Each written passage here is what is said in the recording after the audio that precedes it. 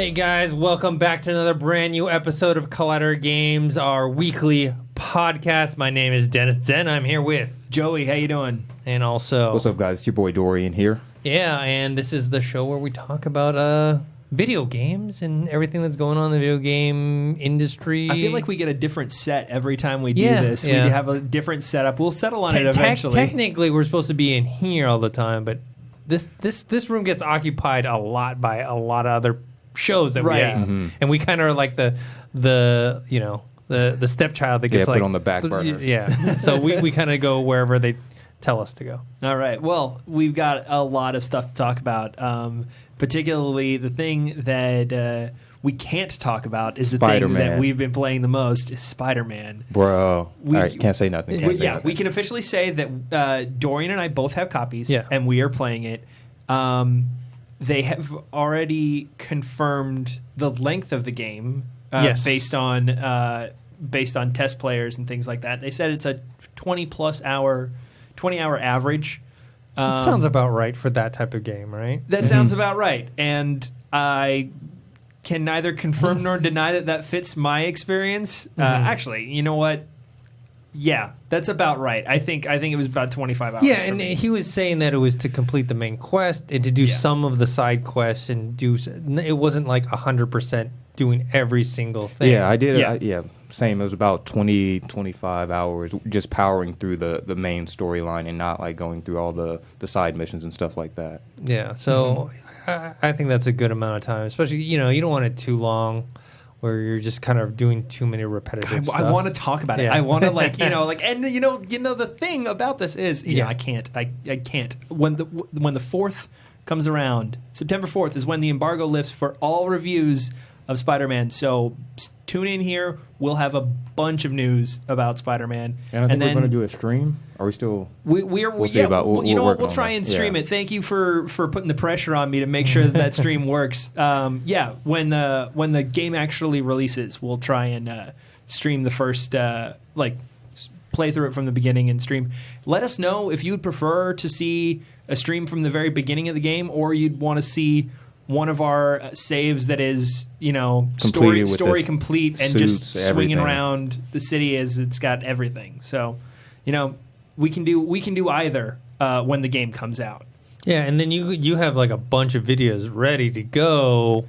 I think on the day of, because there's so many cool little things, little details that people are going to be interested in. Everyone knows there's going to be Easter eggs and things like that. They've already talked about some of them. They have a Wakandan embassy somewhere in the map. They have a Symkarian embassy.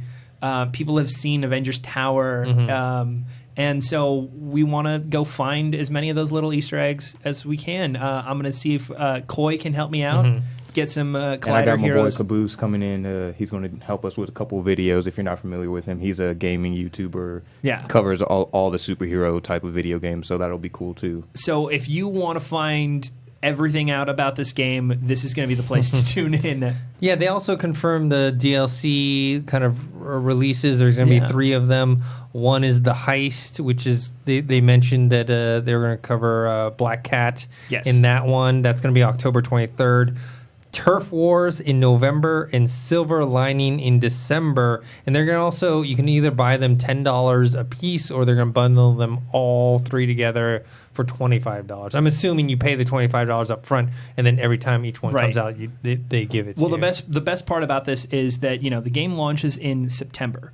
The DLC is coming in October. The next DLC is coming in November. The next DLC is coming in December. So you always will have something to They're rolling it out so quick. Now, this is their $10 DLCs, so they're going to be short. They're going to be probably like 3 or 4 missions for that. Oh, 3 or 4 missions? Do you think it'd be like 3 or 4 hours? How much content? Because when I played Fallout, I didn't mind paying for DLC when the content was like at least 3 or 4 hours. I would probably say the story content that they're going to add is going to be something like 2 hours, and then they might add something else like a new collectible that you've got to go and get around the map, which for some people that's going to be another 10 hours. Okay. And I saw on like social media, not a lot of people, but a decent amount of people were pissed. They're like, "Why are you announcing DLCs already? Like confirming all this stuff?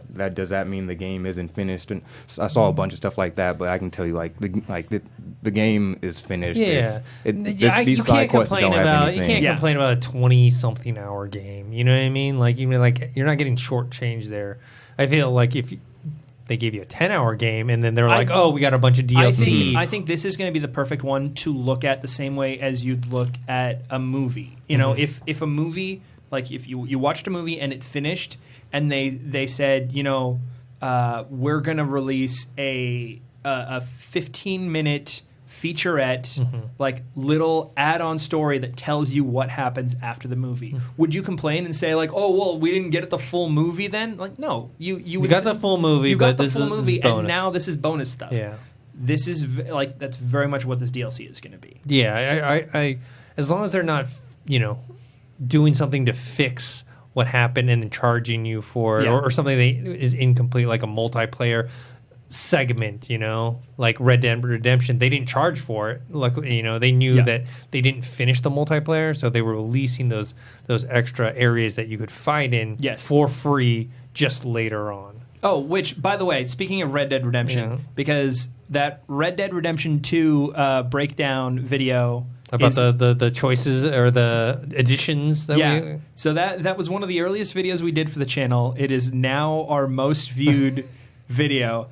And I have one thing that I just got to say. I get it. I know that it's not a like that the DLC has been free in the past from Rockstar. I get it. I know that monetarily it has been free. However, in-game purchases need to be made to unlock everything that comes with the DLC, and you can buy that in-game currency. So you could grind forever to get that, but with GTA 5, they would release DLC that was like a new $10 million jet. And if you wanted to actually utilize that DLC, you were probably going to have to spend money on in-game currency. So, yes, I get that technically the DLC is free, but for the average person, it's not free. Yeah, I think that's with EA's Battlefront 2. They were talking about, like, okay, you can get these access to these characters, but you'd have to grind for a long time. So they kind of had to set the point limit down. And ultimately, like, it's something that we experience in Overwatch, where like loot boxes are all technically free. You get it every time you get one every time you level up. But if you have a specific skin that you want to get within an event, you gotta be spending money, or you gotta be playing like the crazy. Hours and work. We still gotta play against each other because you called me out like a couple weeks ago, and still haven't proven myself. All right, yeah, let's jump on it. I with Overwatch, I left a Halloween party that first October of Overwatch when they did the Junkenstein event. Because I wanted that Junkenstein skin so bad, I left a Halloween party to go home and spend like $20 on loot boxes to try and get that Junkenstein skin. Damn, Joe, like, you might be a bigger fan than me then, I guess, but it's all good. I still beat you. I'm a big fan of Junkrat. I feel you. Junkrat. Oh, Junkrat's your main? No. I thought Pharaoh was your... Pharaoh's the main, but Junkrat's design and style I really like. I got Soldier 76. That's like my to-go-to, the main. Yeah. He's probably the one of the basicer characters. Call of Duty style. Yeah. You get me in there, just like I kill people, and then I guess Farrah is one of my like in the top 3. I'm trying to think of who else. I can't remember her name. She's like one of the newer additions, the healer, but she can also like Moira. Yeah, she's dope. I wreck shop with her too. I started I jumped back in recently, and I started picking up Wrecking Ball Hammond. Is that the hamster one? Yeah, I never had a tank like in my repertoire. I was kind of okay with Diva, but I never really had a tank. And then all of a sudden, you've got this tank that can cross the battlefield in seconds. And I'm like, this one. I kind of want to play with him. And you know what? Like the Spider-Man swinging mentality. I'm gonna see if I can go back into Overwatch and apply that to Hammond and just like swing around maps. I've been out of Overwatch for a little too long. I have too. And I jumped back into it. And one of the things that I noticed, oh my God, I'm going to feel like an old man whenever I hear these like kids who are playing Lucio now and wall riding. I'm like, do you know how hard it was to wall ride when the game came out? That was so difficult. I felt like I was really talented when I was able to get a wall ride. And now it's like you can just stay up there, no problem, stick to walls. It's not a big deal. Like when we talked about when you called me out, like went back, started playing Overwatch again, and then like I got the Xbox, or then my fucking PS4 just died out on me, so I dropped the PS4. I haven't been back on Overwatch since because I don't have Overwatch on the Xbox yet, but I need to get back on it because we got the PS4. I mean, I got Spider-Man PS4, so I've been playing that, but I need to jump back into Overwatch. I don't play Overwatch, but I did see something that kind of surprised me was they were showing Overwatch like league play or tournament play on Disney XD.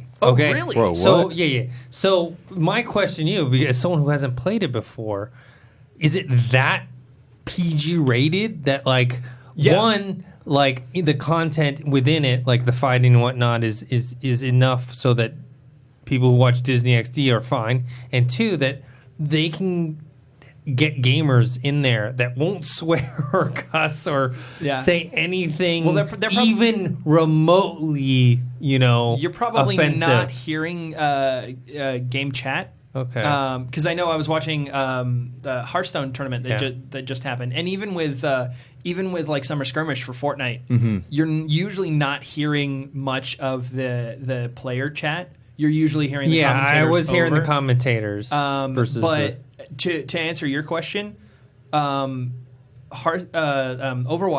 is essentially like the Pixar of the gaming world. It really is. Like now, I think about it when I'm playing online, I don't hear that much. There's no F you this, screw you. The community's not bad, but also just like the aesthetic of the game, the way all the characters work. For an FPS, it's not a bloody like shoot 'em up. Like the characters are a little cutesy, and they've all got jokes and relationships with each other. And you've seen some of the shorts, like the animation is kind of Pixar-esque as well. So like, that's crazy. It was playing on Disney XD. Yeah. It was like one of the Overwatch leagues, and I was like, wow. Well, I why suppose, is this on here? like I started watching it. ESPN has been doing esports, and ESPN is owned by Disney. So I wonder if once the Disney streaming service launches, they have like just a section just for streamers to show off maybe who knows, a whole separate thing for that. Yeah, supposedly now, on a little side tangent here, the Disney streaming service is supposedly called Disney Play. Disney Play, yeah, and they've said around between like $8 to $14 per month. I would not be surprised if there was a partnership with Blizzard specifically for that streaming service, because Blizzard has been kind of opening up their IP a little bit more, and it's more about like letting other people in, like Call of Duty is going to be available on Battle.net to cross communicate and stuff like. Well, but that's actually that's going to be the only way you can play it on PC is through Battle.net.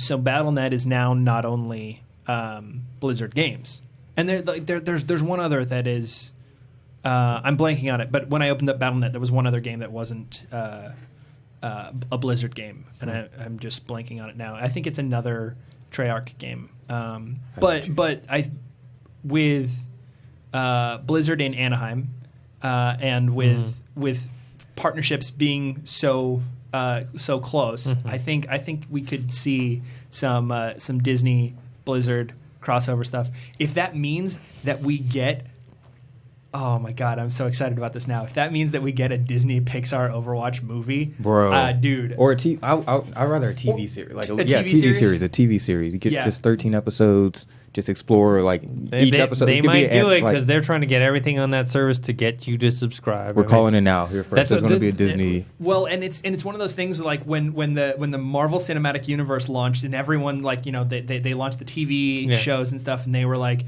oh, but you're never going to get the movie talent on the shows. And now with Star Wars, we're getting Poe Dameron is still voiced by Oscar Isaac in the new series, and Gwendolyn Christie is doing the voice. So not only is that something that Disney has the power to do, but also all the talent for Overwatch would be so excited to be doing a TV show, like compared to the like movie talent coming down, and nothing about the talent of these people. I have a bunch of friends that are voice actors, and I think they're stellarly talented, but the way that contracts work and the way that the business works, getting a video game converted over into a TV show that's not live action, I think would be an easier sell, and you'd be able to get a lot of the same talent. I think. Yeah, I mean, I definitely think something like that could be a possibility, just because Disney is trying to create exclusives to get people to sign up. That's why the Clone Wars, basically the last season, the missing season that they're going to do, is going to be on the Disney streaming service. They're going to have the live action one that is going to cost them Game of Thrones type of money, per episode. So they're finding, besides their extensive library, they're trying to find ways, because they know it's the new exclusive stuff that's going to get them. So if they do an Overwatch, let's say, TV series, like you say, that's animated, that could get the younger audience in there. And then while they're while the kids are playing online, like in between loading sessions, you see a little TV, not a TV ad, but like a ad for the show come up with the voice characters and stuff like that, and they're like, or if you want to watch more, just click here, go to the Disney streaming service, and you can get a cheaper discount if you. And then you're gonna get. We're giving them too many good ideas. You're gonna get skins that tie in with the series. We just set up a whole thing. We're giving like free advice, man. Yeah, free multi-million-dollar advice here on this podcast. All right. Unfortunately, I have to move to the next topic, which is something that we'd be remiss not to talk about a little bit. Look, we're not going to go into gun control or anything like that, but on Sunday, on August 26th, in Jacksonville, Florida, during a Madden 19 tournament, alleged shooter David Katz, who is a 24-year-old from Maryland, went in there, shot, and killed two people, 24-year-old Taylor Robertson of Ballard, West Virginia, and 21-year-old Eli Clayton of Woodland Hills, California. He also injured several other people. Which I think one of those injuries ended up being fatal. Was it? I think that's been a recent development. Yeah. Obviously, EA canceled upcoming tournaments.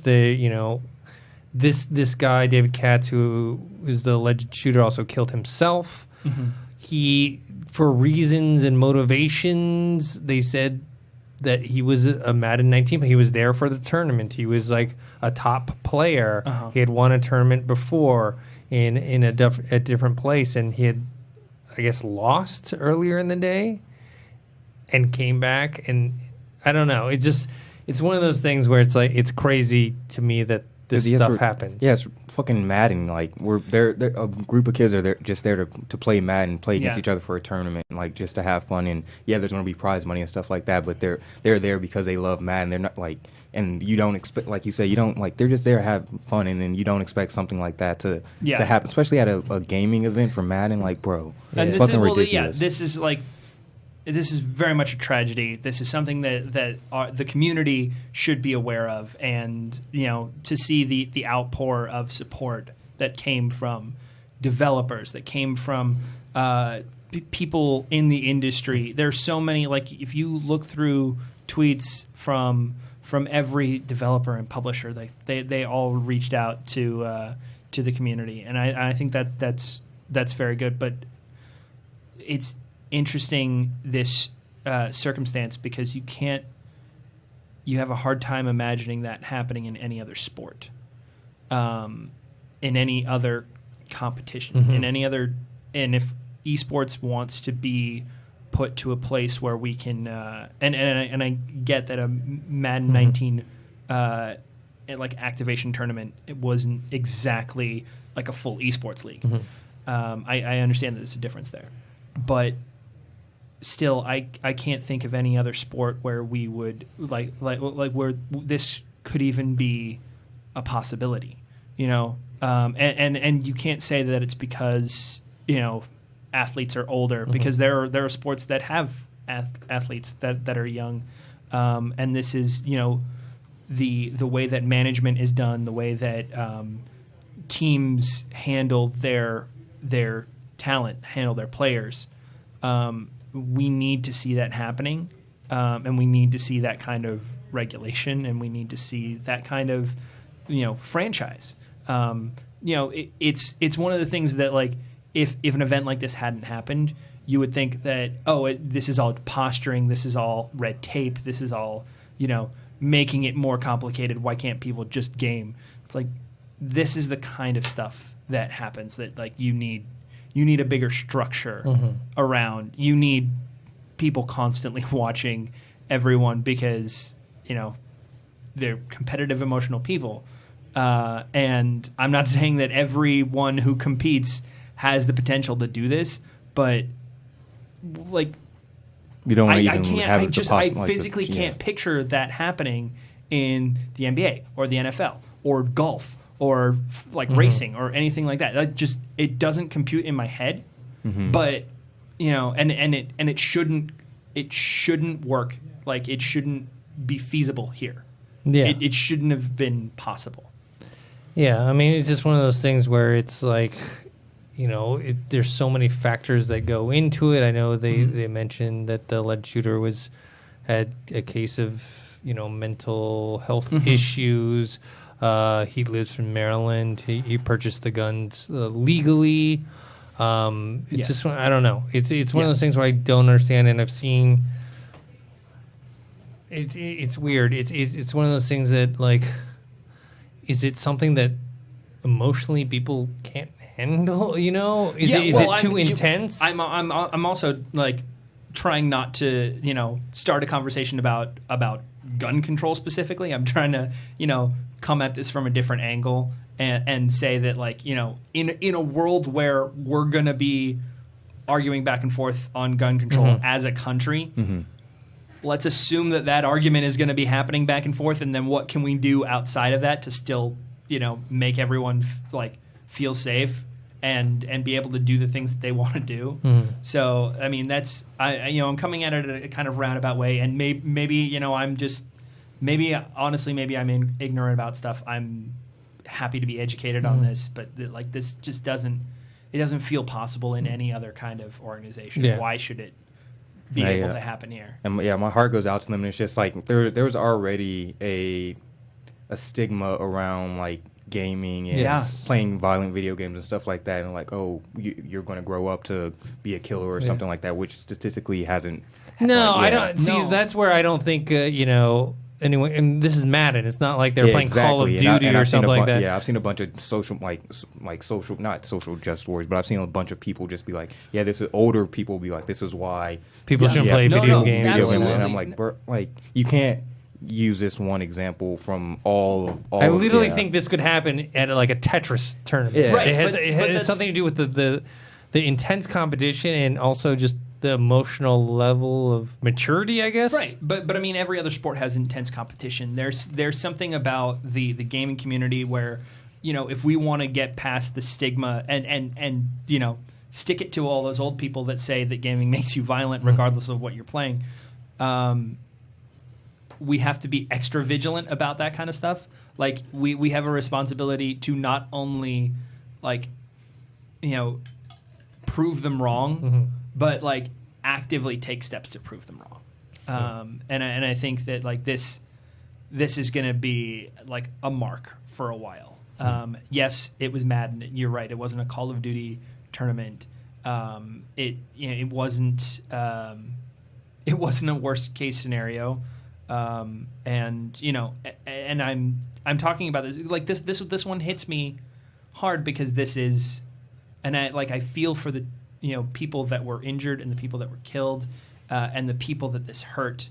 But with any other incident like this, I feel like I'm able to do that a little bit more. I'm able to feel for those people. This, I feel like it's so selfish to say that I can kind of see. I worry about what happens to the community from something like this, and then I should be more concerned about the people that were affected, and not what does this mean for this thing that I like? What does this mean for gaming? How have you hurt the thing that I like? That's such a selfish, ridiculous thing to say, but I can't. I'm having a hard time stopping myself from thinking that way, you know, the only there's way multiple I can, things that are affected, obviously. I'm just trying to keep myself in check by at least acknowledging that I'm being very, very selfish in this situation, and you know, I don't like that about myself in this moment. But loving the topics that we're pulling out here today, guys, on the Collider Games podcast. Yeah. All right, let's move on from that onto something you and me covered in a separate video, so we won't go too deep into this. The Cyberpunk 2077, the 48-minute gameplay reveal, kind of footage that came out. You and me talked about that. Dorian, did you get a chance to check it out? No, I haven't seen it yet because also I don't know if the Collider Gaming people. I've been assigned a task to like watch a bunch of old movies because apparently I haven't seen any movie ever. Yeah, because you watched Braveheart last night, I watched right? that. Yeah, so I've been these past. What 2 are days, the other movies that you've been tasked to watch? All the Back to the Future movies. The Die Well, you haven't Hard watched any Back to the Future. I've watched the first one when I was like a child, like parts of it. I couldn't tell you like what happens in the beginning and the middle of it. Oh my god! Know? And then the Die Hard movies, the old Indiana Jones. The Die Hard movies, the first one you got to definitely watch. The rest, the third one's pretty good, but you don't have to watch all the you don't have to watch 4 or 5. There's so much of this that just hurts. Yeah, I'm sorry, Joey. The Godfather. Well, Godfather you definitely have to watch the first 2. Okay. You don't have to watch the third. I always felt bad being here at Collider and not being like big into movies. And you know, I get shit on now. Like I get like every day. Now I don't have to be the guy. I appreciate that. You know what we should do though? Seeing as Cyberpunk is going to be such a hot topic for a little while, we should get you to watch the original Blade Runner. We should get you to watch Minority Report. Wait, no, I've seen so when the new Blade Runner came out, I was like, all right, I got to go back and watch it. So I went and saw the first. Yeah, I've seen the first Blade Runner. So we'll. I passed out in the middle of the second one though. It's kind of it was a long movie. I'm but okay I've seen with it that. though. I watched the full thing though. We should run you through a bunch of the movies that this pulls inspiration from. Yeah, definitely. Blade Runner is the first one anyone will think of. You talked about Minority Report. Yeah. Akira, definitely. There's some influence there. But yeah, I mean, the game looks great. It looks, it looks like what they said it was going to be, like a first-person RPG. So we talked a little bit about like the tabletop game. The Cyberpunk 2020 was the original tabletop game. I think it's from like 1980 or something like that. And when CD Projekt Red picked up Steam on this game, people have been looking for copies of Cyberpunk 2020 to play. And they're, you look on eBay and they're going for like $400, above that. And it's crazy. It's this second edition book from the 1980s. The only thing that people aren't realizing is that it's still in print. The book is still in print. You can still get it. It's $30. Or you can go on eBay and buy it for $400. Heck, you know what? The publishers even sell the PDF on their website. If you don't want to pay the $30 and just get a PDF version, that's $15. This is of what is this? The book? This was the tabletop game. Oh, okay. So if you want the rule book for the tabletop game, you can get it for as cheap as $15 from the publishers. But people were scamming because people were doing the research that it was based off of a tabletop game, but not doing the research beyond that to realize that it's still in print. Sounds about right. Yeah. Sounds about right. As far as the game itself, they talked about they don't want any load screens, and it's got this big immersive world, and we saw a whole mission in terms of completing it, and obviously they want to show off the combat, but they said supposedly you can do that mission without any combat whatsoever. Yeah. When does this game come out? Not until June 2019. They technically have not put a date on it. Yeah, I think that's a projected release. That is the best estimate. So I got time. Which this game, the trailer came out in 2012. So it's a huge the first cinematic trailer.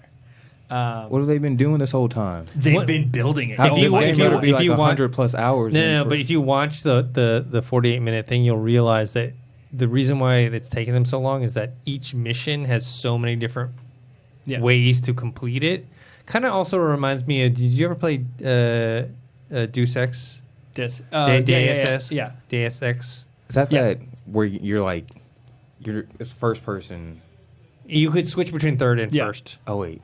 Okay, and you had like gadgets and stuff like that. Yeah, you had gadgets, and it was a mix between like that game. FPS, stealth, first person, and gadgets. Yeah. I was like, that could be anything. No, because I remember I bought it a long time ago just because it was on. I went to GameStop and it was a used game, and it was like $9.99, and I played like the first hour. I was like, nah, this isn't for me. And then they had two. They had one. I remember I played on the Revolution PC. And the one before. I played both of them. I enjoyed both of them. I think that RPGs in general are for a very specific audience, and I think the more that you get into the actual role play side of it, the more fun you can have with it. I'm interested in this one, especially because like. And this is something that I touched on a little bit in the video that we did, but with the tabletop game, you always had the ability to fail, and you were like playing with a party, so you could spec one way and someone else would spec another way, and you would be able to balance each other out. Now it's going to be so much. There's going to be a little railroading in that. They can't build every eventuality. They just can't. It's not physically possible. And there's going to be a little railroading in the specs because you have to be able to solo this. There's going to be like party members like Jackie, but it's going to be a different game. It is going to be a different system. It's going to be something that we're more familiar with. I think that what you said that it's going to be very similar to Fallout, like a Cyberpunk Fallout. I think that's probably very accurate on what we're going to get, and it's just going to be more narrative driven, less exploration. Because I can't imagine them making that map as big as hypothetically something like Fallout because of what they're doing with all the like the NPCs and like the way that you kind of they don't want a load screen, so that means you have to you can walk everywhere. Yeah, you brought up the point that it means no fast travel. Yeah, no fast travel. Like for Fallout, they get around stuff because like you fast travel, and also when you go into a building, it's a load screen. Yeah, but there could be like versions of fast travel. Like for instance, in Fallout 4, you have the vertibirds that pick you up occasionally and drop you from one side of the map to another. Yes, you can fast travel and do the same thing, but there might be ways to get to different parts of the map using transportation like that, where they make it interesting in some way. Like you hop on a train and there's like some story interaction on the train, and that's what eats up the time as you're going back and forth. Yeah, I mean, they used to do with the Mass Effect and the elevators. They you go in the elevator, and they actually show you the animation of you in the elevator. Yeah, but really they're loading the next or the level you're going to. Yeah, So I imagine that we'll see something similar to that for sure. Yeah. All right. If you want to check out more of our thoughts on it, you can check out the video that's on the YouTube channel right now, youtube.com/collidergames. So let's move on to the next one. Microsoft worked on Xbox VR. So we know that the PS4 has a VR. Xbox does not. I thought they were going to release a VR when they did Xbox X, when they were talking about Project Sport. I was like, okay, the whole reason to like boost up the specs besides 4K is so that you could do something like this. And apparently they worked on it and decided against releasing it because they felt like even though they could do it and it'd be fine, that it wasn't a game changer. Like it wasn't anything new. It was just going to be the same as everyone else's VR. And they're kind of waiting for the technology to improve where it can be wireless and that it can be like this and that. And just basically they're looking for improvements all around before releasing something like that. So I don't think we're going to get it for this generation. So you know what I think? especially after realizing that these things might coincide. I think that Cyberpunk 2077 it's going to be VR. Might be pushing VR tech on the Xbox. Whether it's a port afterwards, like Bethesda's been doing, or if it's CD Projekt Red is actually working towards that, and that's one of the reasons they switched over to first person. Because they keep talking about how immersive they want it to be and how much they want you to feel like the character. And just imagine doing things like the optic swapping in VR. That'd be so true. Like watching that gameplay trailer, I have not yet seen a AAA game that I want to play in VR until I saw that trailer. I was like, dang it, I really want to do this. And if that coincides... Because that game is still a ways off. That game is still like a year off. Like June 2019, I think is an early estimate. So if it got pushed to the point where it was a launch title for a new Xbox console, that would be huge. Because remember, they showed Cyberpunk 2077 on the Xbox stage at E3. So we already know that they are going to be playing nice with Xbox over Sony. Even if like that decision to be on the Xbox stage and not on the PlayStation stage, it doesn't necessarily mean much, but it means that they're skewing that way. And this could be why. So this VR idea could very well be, I mean, like, just think about the aesthetics. That also might explain some of the lower graphic fidelity because it looks better in a headset when you're able to like move within like the particle effects and things like that. The graphical the like Fallout looks better in a VR headset. Maybe not PSVR, but in the HTC Vive, it looks better than it does on a 2D screen, because you feel you feel the three dimensionality of certain things, and you're not just like looking at a flat object, so you can wrap your head around it quicker.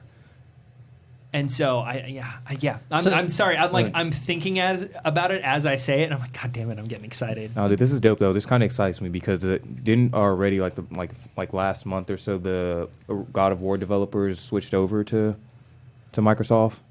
Santa Monica Studio?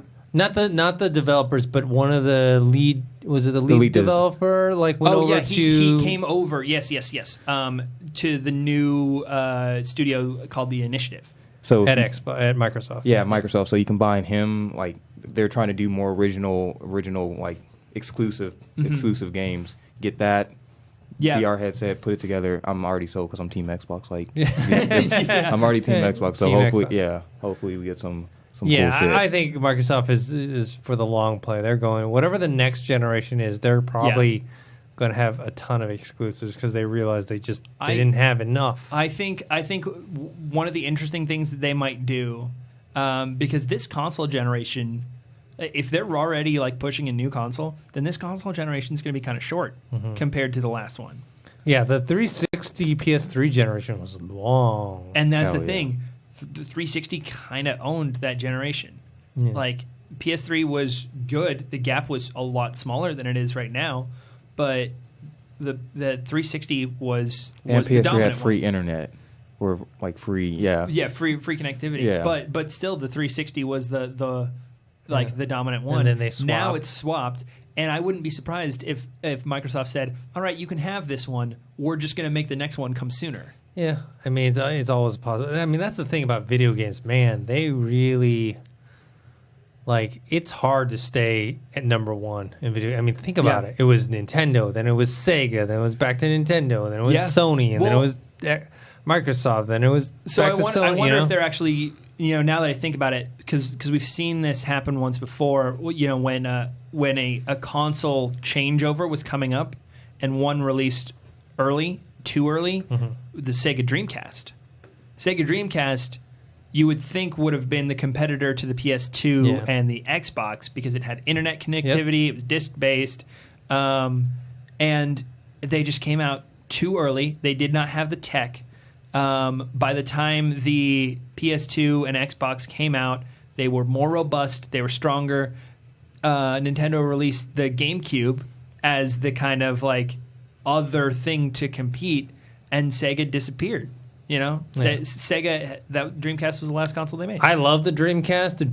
The problem with the Dreamcast was that it was an in-between generation console. Yeah. It wasn't powerful enough to compete with the Xbox and was it PS2 at that time?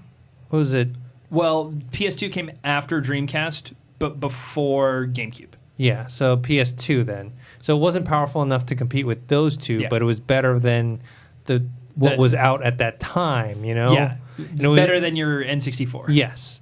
So it was one of those in between generation consoles. So I'm wondering if they push for VR, if Microsoft pushes for VR and doesn't really flesh out a full console, and they might hit a little too early, be that in between. That's the thing about technology. It's crazy when you think about, you know, websites or whatever. Like, being first doesn't really mean that much. No, you know, a technology that was first, TiVo. Who still has a TiVo? Yeah, exactly. And there's just a lot of things like. Everyone thinks, okay, Facebook now, right? It's so huge, but there was MySpace. But before MySpace, there was Friendster. Like, there was all these other things that were the big thing at the time, and they get taken over fairly quickly. And so the PSP was ahead of its time, I think. Now you got the Nintendo Switch. Oh my God! I remember the first time that I was in school and I saw someone playing Star Wars Battlefront on a PSP, and I was like, that looks like the console. That looks like a console game in your hand. This isn't like Pokemon, like red and blue. This is. I remember playing God of War. I remember playing the first Iron Man game that came out after the movie. Bro, I miss my PSP now. I think it's still like they don't sell them anymore in America, but I think they sell them like still. Well, they're still doing Isn't there like a PSP Vita or something? The Vita, the Vita's dead, but there was PS4 Vita integration that you could have a game playing on your PS4 and it'd be streaming to your Vita. So you could play it? Yeah. Oh, like literally anywhere in the world as long as you were connected to internet. Latency would be a huge issue, but you know, for low pace games, it was something that was pretty cool. I miss my PSP. I think somebody stole it. Somebody also stole my PS1 when I was a little kid. I remember that. You have bad luck. I know, just consoles. It was a sign that early on. I should have switched over to Xbox sooner. Xbox for life. A couple quick notes. These are just more for myself. News bits here. Fallout 76 Power Armor sold out, and they're not making any more. So when I bought for Fallout 4, I bought the Pip-Boy version. Yes, right. Oh, so I remember that. Yeah. So when they first announced it, sold out completely. I couldn't get it, but I went on a waiting list, and eventually I got notified when they were back in stock, and I bought it and I got it. So what they're saying now is that because it's so hard to make this, that they're not making anymore. So like I've been waiting. I haven't pre-ordered Fallout 76 because I'm like, okay, they're gonna like 1 month or 2 weeks before the game comes out, they're gonna like announce that they have a few. Doesn't look like that's going to be the case. So I'm going to have to just decide to pre-order either the regular or whatever the in-between version is. I wanted that power helmet. The power helmet you could wear, and also they had the voice modulation. I'm sure if you really want it, there are people that bought it just to sell it. Yeah, but I'm not playing that game. No, I'm not playing that game. I'm not playing that game. And two, as someone who was a huge Sega Genesis fan, Streets of Rage 4 is coming. That. Oh my God, the art style looks so cool for that. God, that is a gorgeous looking. I love the fact that is coming back and that like side scrolling beat 'em up style. And that used to be.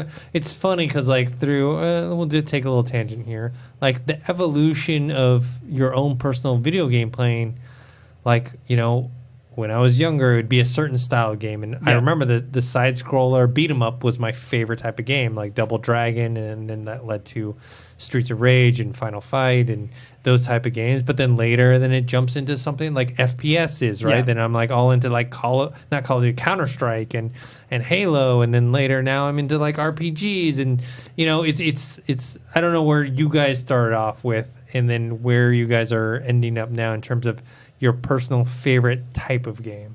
I'm starting to like mellow out in my gaming, so I'm starting to like more of the like choose your own adventure Telltale style things, especially because you do that thing of like you're trying to like utilize your gaming time. So there's occasionally times where you're like you've got a controller in one hand and you're like I haven't eaten dinner yet, so I'm gonna like have this in the other hand, and you can't do that with an FPS.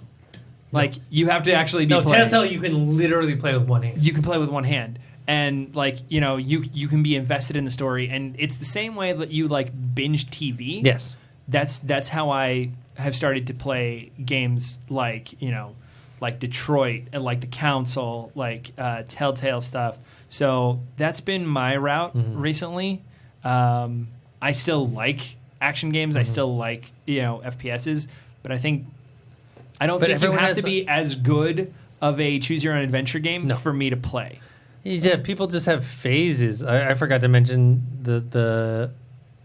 the fighting game was one as well. Like in high school, it was all about Street Fighter. It's the Mortal Kombat arcade too. Yeah, I fucking love Mortal Kombat, action Street adventure. Fighter. Yeah, Mortal Kombat, especially the latest one. If anybody played me on that in this office, dead for real. Get me with Kenshi or get me with a Scorpion. Done. The new Mortal Kombat. Okay. Yeah, I'm gonna have to go through like so. I had this is a while back, and I plugged this on the podcast before, but there was an episode a while back before Evo where I had my friend Matt Lewis on the podcast. Maguma, check him out online, Maguma Usagi. If you have any questions about fighting games, he probably knows the answer, or he and I met when I was like just starting out in the industry, and we made a Street Fighter fan film. Oh, shit. Where's it at now, or where can people find that? If you want to go look up Street Fighter High and Street Fighter High 2, there's a couple recognizable faces in there. Matt Mercer is in there as well, voice of McCree. Oh shit! Oh yeah, you told me about that. Yeah, he's playing Dan Hibiki in that, and a couple others that you may know from other things. But we met on that, and that like the dedication to Street Fighter that was in this, like in some of these cast members, the people that know the game inside and out and know the lore. And I was like, this is the thing that I occasionally played in the arcade and like maybe dropped 50 cents on or like $1. I was obsessed with Street Fighter 2. And like I like Marvel vs. Capcom 2 for sure, and I would like try and get good at that. But this is like, these are the people that could stay in an arcade all day playing off of like one round of quarters because they would beat everybody. And like hearing them talk about how the game works and the mechanics and stuff like that, I was like, this is a whole other world. So yeah, if you can manage to like figure out one or two of those little like tricks that they have figured out, like things like frame counting stuff and like cancellations and things like that. When I'm watching like streamers and stuff online talk about them, I'm like, what's going on right now? The second you figure out just one of going over those my with head. one character, you could probably beat all of your friends. So just go figure out one of those, and everyone will secretly think you're amazing at Street Fighter. I'm sure there are YouTube tutorials and things like that on like if you want to play Super Smash and you want to figure out how to wave dash, there's probably a tutorial on how to do that. And then you go play Super Smash with all your friends. And just beat their ass. And you will beat their asses, and they will not understand how. Also, I started playing Fallout 4, so I'm at the part, it's like at the very beginning, like after he... Spoilers for Fallout 4. How long? I know. How long has it been out? It's been out for 2 years. All right, yeah. So I'm at the part after he like walks back to the house after the explosion or whatever. So he's like talking to the robot. He's like, "What's happened?" Like, they killed my wife. I gotta find my kid. So you played through the character creation, basically. Dead ass. That's pretty. Yeah, that's where I stopped at. Nice. I will say and then I walked into the city, got the dog, and like there's a house I had to like get into and like shoot and like kill people and then like make it to the top. That's where I'm at right now because I got like killed like 3 or 4 times. How do you like VATS? Is that the robot? No, VATS is when you go into slow motion and you can like pick which part of the body part you want to shoot at. I haven't used that yet. Oh my god, I'm so excited about this. Continue. I haven't used that yet. You haven't seen. So you got it. So you can fight normally, right? Like a FPS. And then there's a button that you press when you have like action points, and then it slows down the thing, and you can pick the different body parts of what enemy you want to fire at. Wait, bro. Yeah.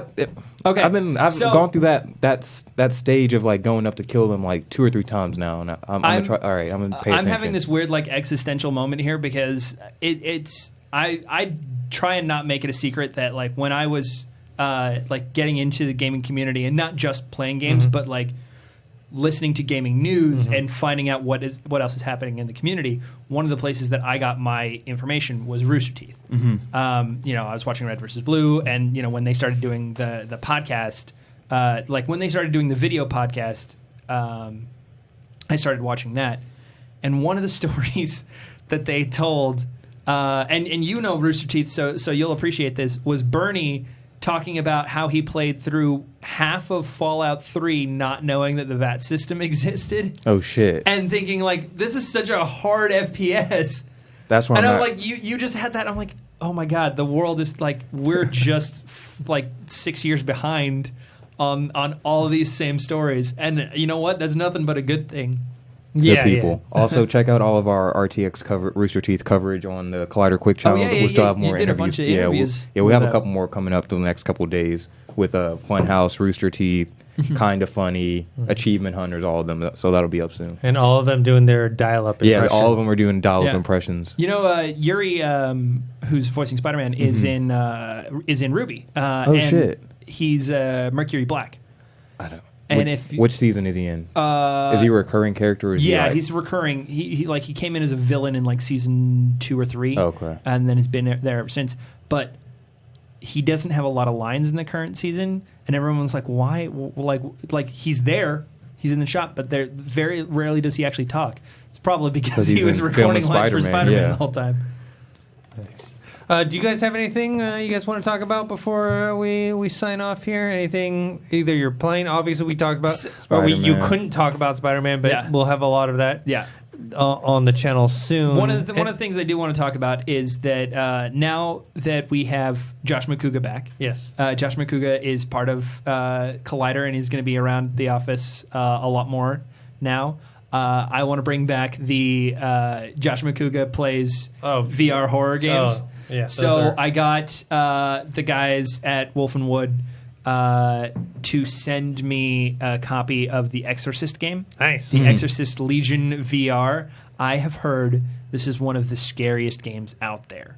I have like an indie horror director who would like slather people in blood for movies and all kinds of gore and shit say, this is the scariest game I've ever played. And it's 5 episodes. And we're going to have Josh... I'm going to have Josh play through all of them if I can. I doubt I'll make it past the first one. Definitely going to play the first one. But yeah. So if you guys want to see him play all 5, let us know. But yeah, we'll definitely do the first one. Nice. So yeah, we'll have that on the Collider Games channel, I'm sure sometime soon. Anything you're... Now that I'm pretty much done with Spider-Man, for the most part, I'm going to go back to the Xbox, start playing, continue playing Fallout. Oh, you're playing on the Game Pass, right? Yeah. Nice. How is that? Because I haven't tried it yet. It's dope. I mean, and also I put it on the Collider Games account. The account. Yeah, I put it on the account we have, so I'm pretty sure you can access it too, because I put all of that on there. But so it's dope. It's like a Netflix for For I just want to know how seamless the because you're streaming, No, or you download it. You download it, but like you can start playing like before the whole game is downloaded. Yeah, like I'll go through, but like I downloaded Tomb Raider, Fallout 4, Halo, whichever I can't remember which Halo. I think it was 4 or 5. Yeah, they're gonna have the whole Master Collection up there soon, right? Yeah, I think so. Yeah. And then I downloaded, and then I already had the BioShock. I had the BioShock Collection CD, but I downloaded those 4 games, and then there's another. There's like a league. I can't remember the game is called, but it's like you're driving with a car. You're hitting a big ass ball. Rocket League. Yeah, Rocket League. I downloaded that. I haven't played that one yet. You know what? You got to get in touch with the Sight and Sound guys because Ryan Snelling wants to play Rocket League with one of us. All right, I'm gonna get into that. But yeah, it's dope. Although he's on PS4, so. Oh damn! Can't do it. Can't do it, Ryan. Team Xbox for life, fam. Sold my soul to the devil. Nice. All right, guys. That's it for this episode. Dorian, where can people find you? You can find me on Twitter at Dorian Parks and Rec because Parks and Rec is better than The Office, and then on Instagram you can just find me at Dorian Parks. Joey, you can find me on Twitter and Instagram, Joey Rasool, RASSOOL. And you guys can find me on Twitter at ThinkHero or on Instagram, Dennis.tzng. Don't forget to subscribe to this YouTube channel, youtube.com/Collider Games. Also to our podcast. Right now we are in the Collider Factory feed. Maybe someday we'll get our own feed. Maybe we'll graduate into our own feed one day. But we've launched a bunch of other stuff. We have our whole podcast network. We have the Collider Sports, which we just started. We have a whole bunch of stuff coming out, so make sure you check that stuff out too.